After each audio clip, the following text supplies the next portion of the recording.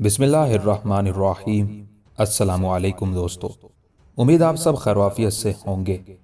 सुल्तान Bahlol Lodhi, episode 10। Narasimha के खेमे से निकलने के बाद थोड़ी देर तक खेमे में खामोशी रही। उस दौरान सलवंत देवी बड़े गौर और तीखे से अंदाज में किरण देवी की तरफ देखती रही। उसके इस तरह देखने के अंदाज को किरण देवी ने भी महसूस कर लिया था, लिहाजा सलवंत को मुखातिब करके वो कुछ कहना ही चाहती थी कि सलवंत देवी ने उसे मुखातिब करने में पहल की। किरण, इस वक्त मेरे जहन में कई सवाल हैं जो मैं तुमसे पूछना चाहती हूं। देखो, तुम उम्र में मुझसे बहुत छोटी हो। पहले वादा करो जो कुछ मैं पूछूंगी उसका जवाब सही सही दोगी। कोई बात मुझसे छुपाने की कोशिश नहीं करोगी। सलवंत के उन अल्फाज पर किरण देवी के चेहरे पर हल्का सा तबस्सुम नमूदार हुआ। कहने लगी, सलवंत, तू मेरी भावज है, उम्र में मुझसे बड़ी है, लिहाजा तुम्हारी हैसियत मेरी बड़ी बहन किसी भी है। तुम पूछो क्या पूछना चाहती हो। मैं तुमसे वादा करती हूं कि झूठ नहीं बोलूंगी। किरण के उन अल्फाज के जवाब में सलवंत कुछ देर सोचती रही, फिर कहने लगी, किरण, बात यह है, जिस वक्त दिल्ली में तुम्हारे भाई नरसिंह ने उमर खान को दावत पर बुलाने की गुफ्तगू की थी, उस गुफ्तगू के दौरान तुमने जो अपने तासुरात का इजहार किया था, उससे भी मुझे एक बात का शक हुआ था, लेकिन मैं हतमी फैसले पर नहीं पहुंची थी। उसके बाद जब तुम्हारे भाई ने यह इरादा जाहिर किया कि उमर खान एक लश्कर की कमांडरी करते हुए दोआबा के इलाके पर हमलावर होने के लिए रवाना होगा, तो उस मौके पर तुमने भी अपने भाई के साथ लश्कर में शामिल होने की इस्तदा की थी। उस वक्त तुम्हारे मुतालिक मेरे जहन में जो ख्यालात उभरे थे उनमें तक़वियत आई थी, और फिर आज जब हम उमर खान के खेमे में गए और वहां जो गुफ्तगू हुई, उस गुफ्तगू के दौरान मैं तुम्हारे चेहरे, तुम्हारी आंखों का बड़े गौर से जायजा लेती रही। मेरी अजीज छोटी बहन, जो कुछ मैंने समझा या जो कुछ मैंने जाना उसका मैं तुमसे इजहार करती हूं। अब आगे उसकी तायद और तरदीद करना तुम्हारा काम है, पर कोई चीज छुपाना मत। किरण, अगर मैं गलत नहीं कह रही तो मैं क्या ये समझूं कि तुम उमर खान को चाहने लगी हो और उनकी तरफ माइल हो। सलवंत के उन अल्फाज के जवाब में किरण देवी संजीदा हो गई थी, फिर कहने लगी, सलवंत, तुम्हारा अंदाजा दुरुस्त है।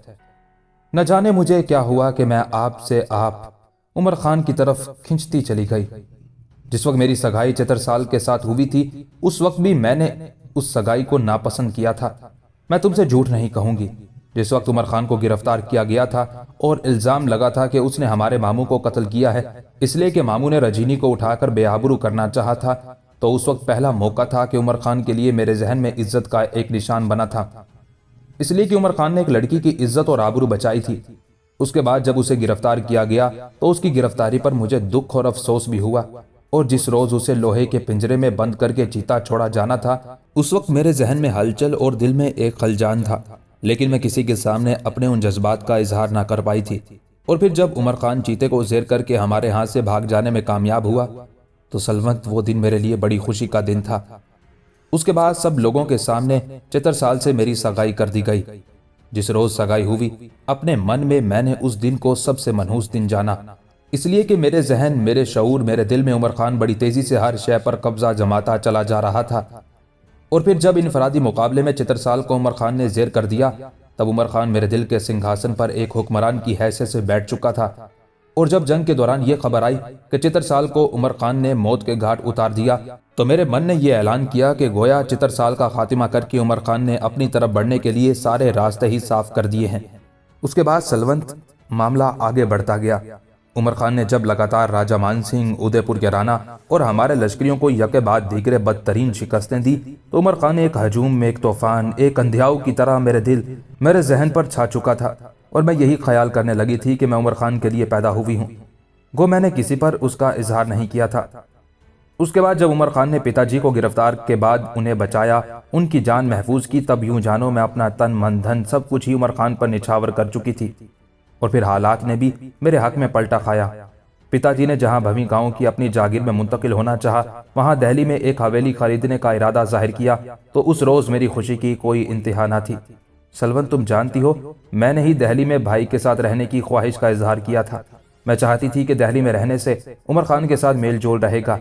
इस तरह मैं उन मुलाकातों के दौरान उमर खान को अपनी तरफ माइल करने में कामयाब हो जाऊंगी। सलवंत, यूं जानो अब मैं उमर खान को अपने दिल के सिंहासन पर एक राजकुमार ही नहीं, देवता बनाकर बिठा चुकी हूं। सलवंत, मेरी बहन, मैं इस मोहब्बत में अब बहुत आगे निकल चुकी हूं। उमर खान अब मेरे लिए सूनी उदास यादों में उमंगों का बहता सागर, सुरमाई शामों की शफक में जुगनुओं की जरफशानी, अंधेरी रातों में धूदिया और चंबेली चांदनी का नरम बहाव और उजाड़ चटियल उदास वैरानों में वो मेरे आनंद का अंत है। अब वही मेरी मोहब्बत की हसीन सुबह मेरे हौसलों की ताजगी है। अब वही मेरी चाहत की तकदीर के मालिक और उसकी बेबाकाना पेशकदमी है। मेरे लिए अब उमर खान ही आंसू से तर जिंदगी में अमन मुसरत का गीत, करूद और लोभ भरे लम्हात में चाहत और शादमानी का सरचश्मा, भटकती सरगर्दान सांसों में नक्शे गुल रंग और निवाए खुशकुन है। यहां तक कहने के बाद किरण रुकी, कुछ सोचा, दोबारा वो सलवंत की तरफ देखते हुए कह रही थी, सलवंत मेरी बहन, अब मैं अपनी मोहब्बत के इस सागर में इस हद तक बह चुकी हूं कि जहां उमर खान मेरे लिए ख्वाबों का सुनहरी मौसम, सांसों का संगीत, सुबह की नशीली सहर, यकीन की बेपरवाह कुव्वत और तमन्नाओं का रोशन आंगन है, वहां मैं खुद भी अब अपने आप को उनके लिए मोहब्बत का निगार खाना, सदाकत की अयां ताकत, धरती की जीनत, तकद्दुस की फुलवारी, महताब की बज़्म, रोशनी की चमक, खुशबुओं का रूप, जानो जिस्म की आसूदगी और निवाए हयात की हिद्दत ख्याल करती हूँ। सलवंत, मैं जानती हूँ अभी तक उन्हें मेरी मोहब्बत का ना पता है ना एहसास है, लेकिन मैं उनकी दिली कैफियत का जायजा लेती रहूंगी, उनसे मिलती रहूंगी, इशारों किनायों से अपनी चाहत का इजहार करती रहूंगी, जबान से कुछ नहीं कहूंगी। मैं उन्हें जिंदगी की उस शहनशीं पर लाकर खड़ा करूंगी जहां वो खुद मेरा हाथ थाम कर कहेंगे, किरण देवी, मुझे तुम्हारी जरूरत है। और जिस रोज उन्होंने ऐसा कहा, सलवंत, वो दिन मेरी जिंदगी का सबसे बड़ा और खुशकुन दिन होगा। यहां तक कहने के बाद किरण देवी जब खामोश हुई, तब सलवंत बेपनाह खुशी का इजहार करते हुए कहने लगी, किरण, इस सिलसिले में मैं पूरी तरह तुम्हारे साथ हूं। मैं खुद ख्याल करती हूं कि उमर खान से बेहतर जिंदगी का साथी तुम्हें नहीं मिल सकता। और फिर तुम ये भी जानती हो कि तुम्हारा भाई नरसिंह बजाते खुद उमर खान को बेहद पसंद करता है, और उसे जब खबर होगी कि किरण उमर खान को पसंद करती है तो याद रखना, उसकी खुशी की कोई इंतहा नहीं होगी। मैं खुद तुम्हारे भाई के जहन में ये बात डालूंगी कि किरण उमर खान से मोहब्बत करने लगी है। किरण, जहां तक कंपल का ताल्लुक है तो मैं जानती हूं वो इस सिलसिले में तुम्हारे रास्ते की दीवार बनने की कोशिश करेगी। वो इस जोड़ और रिश्ते को नापसंद करेगी। यहां तक कहते कहते सलवंत को रुक जाना पड़ा, इसलिए कि किरण मुस्कुराते हुए कहने लगी, कंपल के ख्यालात अपने हैं, मेरा उनसे कोई ताल्लुक और वास्ता नहीं है। वो अब बच्ची नहीं है, ना मैं मासूम हूं कि अपनी जिंदगी के रास्ते का तयन ना कर सकूं। वो अगर धर्म में शिद्दत पसंदी इख्तियार करती है तो करती रहे, मैं ऐसा नहीं चाहती। मैंने अपनी जिंदगी में पहली बार किसी को अपनी मोहब्बत का महवर बनाया है और वो उमर खान है। लिहाजा मैं अपनी जीस्त के इस मरकज से अपने आप को दूर नहीं होने दूंगी। सलवंत, तुम जानती हो पिताजी भी उमर खान को पसंद करते हैं, और मैं यकीन से कहती हूँ जब पिताजी को यह खबर होगी कि मैं उमर खान को पसंद करती हूँ तो उनकी खुशी की भी कोई इंतहा नहीं होगी। हाँ, जहां तक माता का ताल्लुक है तो वो हमारी सौतेली है। वो उमर खान से इस बिना पर नफरत करती है कि उसका भाई उमर खान के हाथों मारा गया था। वो ये नहीं सोचती कि उसका भाई आखिर उमर खान के हाथों क्यों मारा गया, उसने क्यों एक बेबस और मासूम लड़की को उसकी इज्जत से महरूम करना चाहा। और अगर उमर खान ने एक लड़की की इज्जत बचाते हुए मंदूरी के भाई को कत्ल किया है तो मैं समझती हूँ इस सिलसिले में मंदूरी का भाई गुनहगार था, जबकि उमर खान का किरदार इस सिलसिले में काबिल तारीफ रहा है।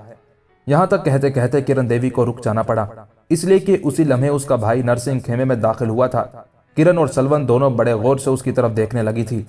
नरसिंह आगे बढ़कर उसी नशिस्त पर हो बैठा जहां से वो उठकर गया था। फिर सलवंत ने उसे मुखातिब किया, क्या हुआ? हमारे सारे सालारों को बुलाया गया था, क्या कोई अहम फैसला हुआ है? इस पर किसी कदर परेशानी का इजहार करते हुए नरसिंह कहने लगा, दिल्ली से रवानगी के वक्त सुल्तान बहलोल लोदी ने इन इलाकों का जायजा लेने के लिए अपने जो मुखबिर रवाना किए थे उनमें से कुछ वापस आए हैं और उन्होंने बागी अनासिर से मुतल्लिक उमर खान को अहम मालूमात फराहम की हैं। यहां तक कहते कहते नरसिंह को रुक जाना पड़ा, इसलिए कि बीच में किरण देवी बोल उठी, कहने लगी, कैसी मालूमात? साथ ही मैं ये भी कहूं कि आपका चेहरा बताता है कि आप कुछ परेशान हैं।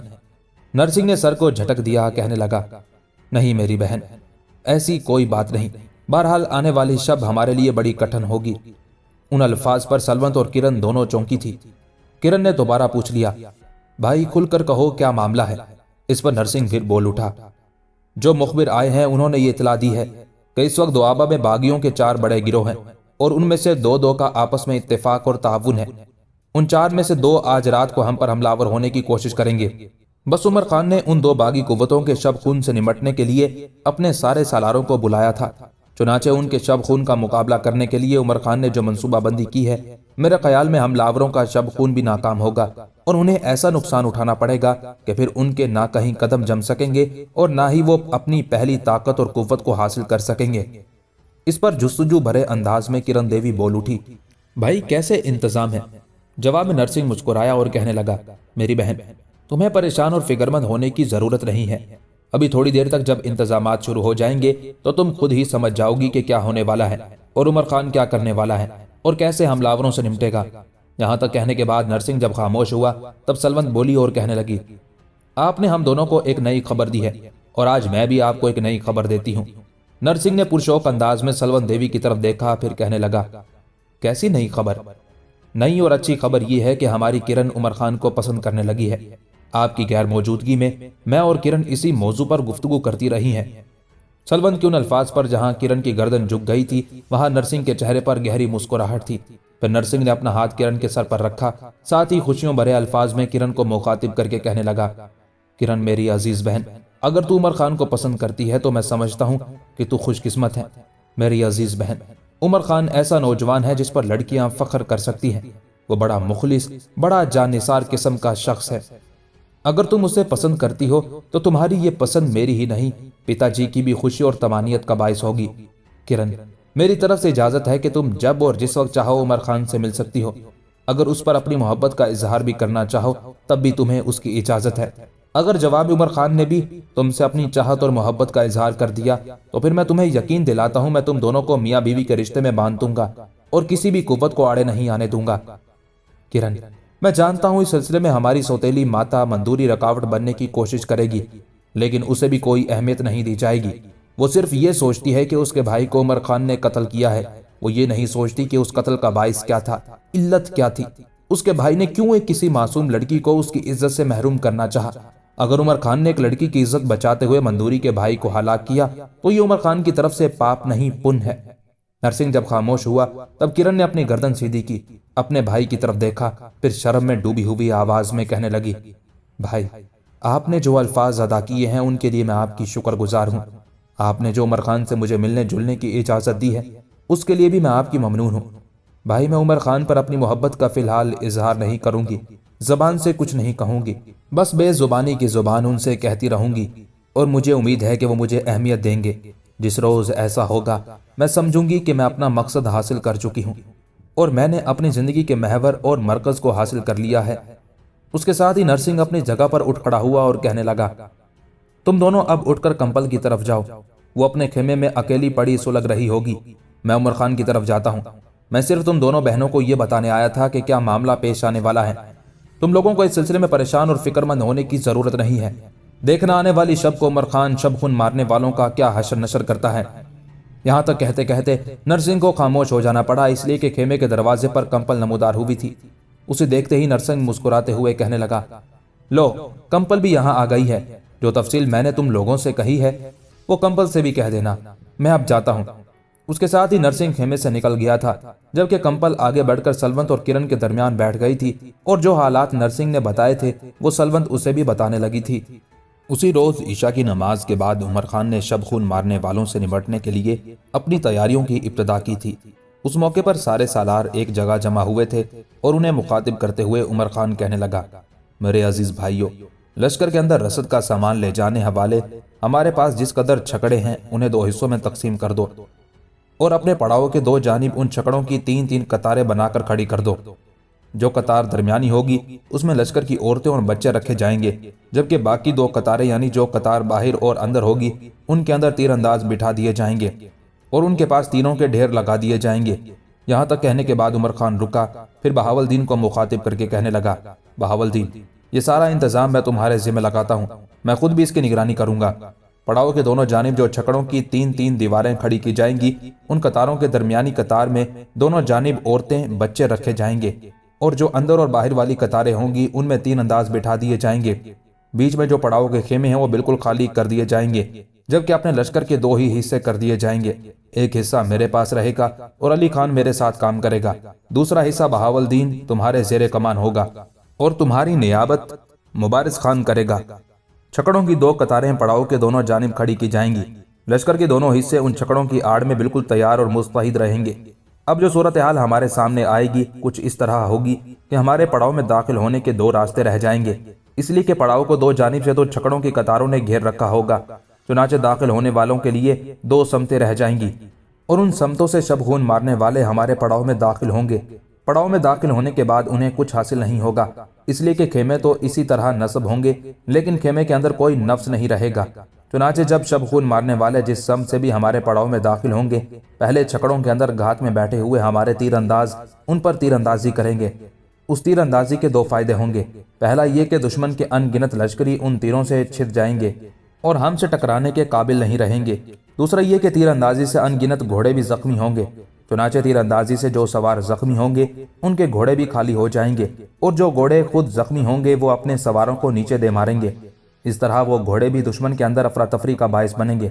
जिस वक्त ये सूरत हाल पैदा हो जाएगी तब एक तरफ से मैं अपने हिस्से के लश्कर के साथ दुश्मन पर हमलावर होऊंगा और दूसरी सम से बहावलदीन तुम दुश्मन पर जरब लगाना।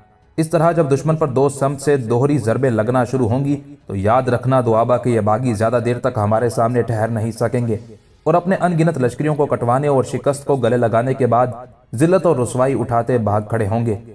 उमर खान की उस तजवीज़ से सारे सालारों ने इत्तेफाक किया था। उसके बाद लश्कर का खासा बड़ा हिस्सा हरकत में आया।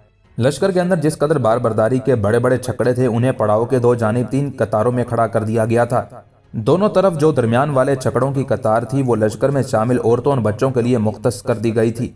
चुनाचे जब ये सारे इंतजामात हो चुके और उमर खान ने बहावलदीन, मुबारिस खान और अली खान तीनों के साथ उन सारे इंतजामात का जायजा ले लिया, तब औरतों और बच्चों को उन छकड़ों के अंदर मुंतकिल किया जाने लगा। जिस वक्त सलवंत, किरण और कंपल तीनों नरसिंह के साथ उन छकड़ों की तरफ जा रही थी, उस वक्त एक झंझलाहट और बेजारी में कंपल किरण और सलवंत की तरफ देखते हुए कहने लगी, इससे तो बेहतर था कि हम लश्कर में शामिल ही ना होती। ये सारी ख्वाहिश किरण ही की थी। मैं तो लश्कर में शामिल होने के लिए तैयार ही नहीं थी, आराम से घर बैठती। अब देखें, रात इन छकड़ों के अंदर गुजारना होगी और जब बागी हमलावर होंगे तो यह भी मुमकिन है कि उनके हमले या उनकी तीरंदाजी से लश्करियों के साथ साथ औरतें और बच्चे भी जाया होना शुरू हो जाएं। यहां तक कहते कहते कंपल को रुक जाना पड़ा, इसलिए कि करख्तगी और नाराजगी का इजहार करते हुए किरण कहने लगी, कंपल तेरे मुंह में खाक, ऐसी जद्दोजहद, ऐसी जफाकशी में ही तो जिंदगी का लुत्फ है। घर पड़े पड़े जिंदगी गुजारना बिल्कुल कुएं के मेंढक की मानिद है। यकसानियत आ जाती है। लश्कर में शामिल होकर दिन गुजारना एक मुहिम जोई की सूरत इख्तियार कर जाता है। मैं नहीं समझती कि तुम क्यों बेजारी और खफगी का इजहार कर रही हो, बल्कि जिंदगी का असल और सही पहलू तो यही है। मैं तो बेहद खुश और मुतमईन हूँ। कंपल गुस्से में किरण की तरफ देखती रह गई थी। उसकी बातों का कोई जवाब न दिया, यहाँ तक कि नरसिंह उन्हें लेकर एक छकड़े में दाखिल हुआ। छकड़ा बिल्कुल महफूज था। दोनों तरफ से लकड़ी के तख्तों से उसे खूब बंद कर दिया गया था, लिहाजा छकड़े में बैठने वालों के लिए बाहर से आने वाले तीरों का कोई खतरा नहीं था। उन छकड़ों में से एक में नरसिंह ने किरण, सलवंत और कंपल को बिठाया। कुछ देर उनके पास बैठकर ही बातें करता रहा। उसके बाद वो उस सम चला गया जहां उसने अपने फराइज की अदायगी करना थी। ईशा के कुछ ही देर बाद उमर खान ने अपने साथियों के साथ मिलकर सारे इंतजामात मुकम्मल कर दिए थे। पड़ाव के अंदर हस्बे साबिक रोशनी का एहतमाम किया गया था। दोनों जानिब छकड़े खड़े किए गए थे और लश्कर के दोनों हिस्से उन छकड़ों की ओट में इंतजार करने लगे थे। एक हिस्से की कमानदारी उमर खान के पास थी और दूसरे की कमानदारी बहावलदीन कर रहा था। यूं रात आहिस्ता आहिस्ता रेंगते हुए सुबह की रोशनी से बगलगीर होने को आगे बढ़ने लगी थी। पड़ाव के अंदर हर फर्द इंतजार की हालत में था कि देखें बागी कब हमलावर होते हैं और उनके साथ टकराव का क्या अंजाम निकलता है। यूं रात उम्र की बेजहत मुसाफतों में तस्कीन और आसूदगी के दर खोलती, पलकों पर खामोश ख्वाब सजाती भागती चली जा रही थी। चारों तरफ खामोशियों और हू का आलम था। कभी कभी हवा का कोई झोंका आता तो झूमती डालियों के पत्ते खुशी में एक दूसरे से टकराकर ताली बजाते हुए फिजा के अंदर हल्का सा इर्तियाश जरूर पैदा करते थे। ऐसा लगता था कि पड़ाव के अंदर मुकीम लश्कर गहरी नींद सोया हुआ हो। आधी रात के थोड़ी देर बाद शब खून मारने वाले बागी पड़ाव के करीब नमूदार हुए। उन्होंने देखा पड़ाव में मुकम्मल तौर पर खामोशी तारी थी। चुनाचे दोनों तरफ के छकड़ों के बीच में से होते हुए पड़ाव में दाखिल हुए। वो पड़ाव में थोड़ा सा ही आगे गए होंगे कि ठटके, इसलिए कि उनमें से कुछ लश्करियों ने जब खेमों का जायजा लिया तो खेमों के अंदर कुछ नहीं था, खेमे खाली थे। उस मौके पर वो कोई फैसला या रद्द अमल का इजहार करना ही चाहते थे कि दोनों तरफ से उन पर मूसलाधार बारिश की तरह तीरंदाजी हुई। तब उनके अंदर एक कोहराम उठ खड़ा हुआ। अनगिनत लश्करी छिद कर अपने घोड़ों से गिर गए। घोड़े भी बहुत से जख्मी हुए थे, लिहाजा उन्होंने भी इधर उधर भागते हुए एक कोहराम और शोर खड़ा कर दिया था। अफरा तफरी के उस आलम में सबसे पहले उमर खान अपने साथी अली खान के साथ समंदर की पहनाइयों से उठकर बादबानों को चीर फाड़ देने वाले खोलते बहरी बगोलों और तेजाबी ताबकारी रखने वाले तूफानों की तरह हरकत में आया। उसके बाद वो शब खून मारने वाले बागियों पर कज़ा मौत के फंदे बनाते आतिश एहसास की बेकराह उमंगों, रेत की मानी शराजा बखेर देने वाले फितरत के खौफनाक अनासिर, आंखों का हर अश्क, दुआओं का हर हर्फ मिटा देने वाली जोश मारती आंधियों और बेकफन और बेगौर, बेनाम और बेनसब कर देने वाली दुख की फरोजा तलब की तरह हमलावर हो गया था। उमर खान के यूं हमलावर होने के थोड़ी ही देर बाद बहावलदीन भी अपने हिस्से के लश्कर के साथ दिल के ख्वाबजारों में जवां जज्बों की तरह हमलावर हो गया था।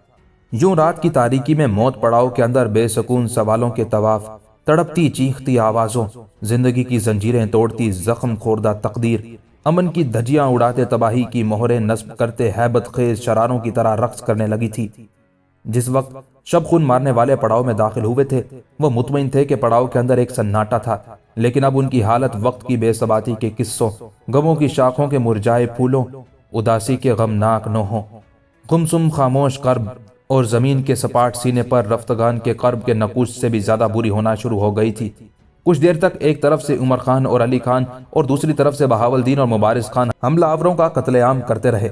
दो तरफा हमलों की वजह से शब खून मारने वालों की समझ में कुछ नहीं आ रहा था कि उन पर क्या बीत रही है या उन पर अचानक क्या बीतने लगी है।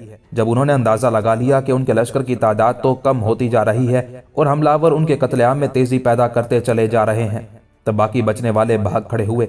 उमर खान ने अपने सालारों के साथ उनका ताकुब शुरू कर दिया था। अपने पड़ाव की तरफ से वह मुतमईन था, इसलिए कि छकड़ों के अंदर जो उसने अपने तीरंदाज बिठाए हुए थे वो पड़ाव में मौजूद थे और वो पड़ाव की हिफाजत कर सकते थे। लिहाजा उसने बड़ी शिद्दत और बड़ी कर्ब खेजी के साथ शब खून मारने वालों का ताकुब जारी रखा। यह ताकुब सुबह के करीब तक जारी रहा और जब उमर खान ने देखा कि शब खून मारने वाले बस चंद ही बाकी रह गए हैं जो बेखतर हो गए हैं और आने वाले दौर में उनके लिए किसी मुहिम जोई का बाइस नहीं बन सकते, तब अपने लश्कर को लेकर वह पलटा था। उमर खान जब अपने लश्कर को लेकर पड़ाव में दाखिल हुआ तो पड़ाव के अंदर मौजूद लश्करियों और दूसरे अफराद ने शानदार अंदाज में उसका इस्तकबाल किया। पड़ाव में आने के बाद उमर खान ने अपने सालारों के साथ मिलकर अपने जख्मी होने वाले लश्करियों की देखभाल का काम शुरू कर दिया था। लश्कर के अंदर जो औरतें थीं वो भी मरहम पट्टी के उस काम में हिस्सा लेने लगी थी। उस मौके पर नरसिंह ने देखा इस काम में कंपल, किरण और सलवंत भी बढ़ चढ़ कर हिस्सा लेने लगी थी। नरसिंह को न जाने क्या सूझी कि आवाज देकर कंपल को बुलाया। कंपल जब भागती हुई उसके पास आई तब नरसिंह उसे एक तरफ ले गया, फिर बड़ी शफकत में उसे मुखातिब करके कहने लगा, कंपल, तू मेरी छोटी बहन है और मुझे बड़ी अजीज है। देख, मैं जानता हूं तो अब तक कुछ मामलात में मेरी, सलवंत और किरण की मुखालफत करती आ रही है, मेरी बहन। यहां तक कहते कहते नरसिंह को रुक जाना पड़ा, इसलिए कि कंपल मुस्कुराते हुए कहने लगी, भाई, मैं कोई मुखालफत नहीं कर रही। इस पर नरसिंह मुस्कुराते हुए कहने लगा, मेरी बहन, मुखालफत तो तुमने की है। जिस वक्त उमर खान के खेमे में अछूतों से ताल्लुक रखने वाली रजीनी खाने पीने का सामान लेकर आई थी तो वो मैंने, सलमत और किरण ने उमर खान के साथ बैठकर खाया था, लेकिन तुम उठकर चली गई थी। उस वक्त मुझे कितना अफसोस और दुख हुआ था, मैं अल्फाज में बयान नहीं कर सकता।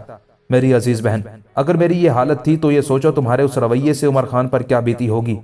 यहां तक कहने के बाद नरसिंह रुका, फिर कहने लगा, कंपल, इस मौके पर मैंने तुम्हें सिर्फ इस काम के लिए नहीं बुलाया। मैं तुम पर एक इंकशाफ करना चाहता हूं और मुझे उम्मीद है कि तुम मुखालफत पर नहीं उतरोगी। देख मेरी अजीज बहन, किरण तुम्हारी भी बहन है, खूबसूरती और हुस्न में लाजवाब है, वो उमर खान को पसंद करने लगी है। मैं तुमसे कोई चीज छुपाऊंगा नहीं, हर चीज साफ और वाज़ेह तौर पर बताऊंगा। अभी ये चाहत और मोहब्बत यकतरफा है, इसलिए कि किरण उमर खान की तरफ माइल हुई है। इस सिलसिले में उमर खान के क्या जज्बात हैं, उसके दिल में किरण के लिए क्या है, कुछ पता नहीं। मैं तुमसे यह कहूं कि किरण को मैंने इजाजत दे दी है कि वो जब और जिस वक्त चाहे उमर खान से मिल सकती है। अगर उमर खान उसे पसंद करे और अपनी जिंदगी का साथी बनाना चाहे तो उस सिलसिले में मेरी बहन, मैं अपनी खुशकिस्मती जानूंगा और किरण देवी को उमर से ब्याह देने का सामान करूंगा। अब बोल, क्या तुझे इस सिलसिले में कोई एतराज है? इस वक्त मैंने तुझे इसलिए बुलाया है कि हमलावर बागियों को उमर खान ने बदतरीन शिकस्त दी है और किरण जरूर इस सिलसिले में उमर खान से मिलेगी। इस वक्त ना सही अलहदगी में जाकर उसके खेमे में उसे मुबारकबाद दे सकती है। तुम्हें बुलाने का मकसद यह है कि तुम्हें अगर उसका पता चले तो मेरी बहन, इस सिलसिले में मेरी बहन किरण से झगड़ा मत करना। यूं जानो, किरण की इस मोहब्बत का मैं ही राजदार नहीं बल्कि हमारे पिताजी भी इस बात को पसंद करेंगे कि किरण देवी उमर खान की बीवी बने। यहां तक कहने के बाद नरसिंह रुका, कुछ सोचा, फिर कहने लगा, हमारे घर में पहले ही हमारी सौतेली माँ उमर खान की दुश्मन है।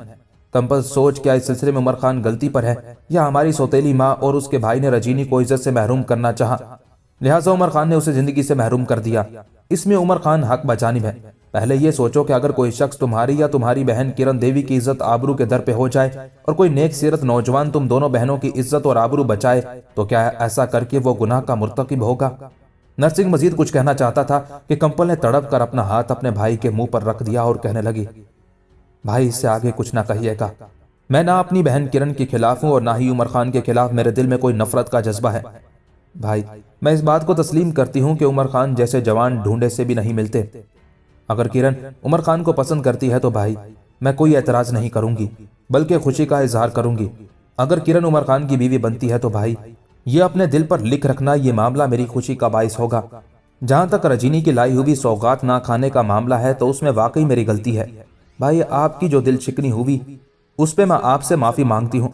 जहां तक उमर खान का ताल्लुक है तो आप बेफिक्र रहें, मैं उनके पास भी जाऊंगी और अपने रवैये की माफी मांगूंगी, क्योंकि मेरी बहन उमर खान को पसंद करती है, लिहाजा उमर खान अब मेरा भाई है। यहाँ तक कहने के बाद कंपल रुकी, कुछ सोचा। दोबारा वो अपने भाई नरसिंह को मुखातिब करके कह रही थी, भाई किरण से मुझे कितनी मोहब्बत है ये मैं अल्फाज में बयान नहीं कर सकती। उसके बगैर मैं तो जी भी नहीं सकती, फिर मैं क्यों उसके खिलाफ होंगी।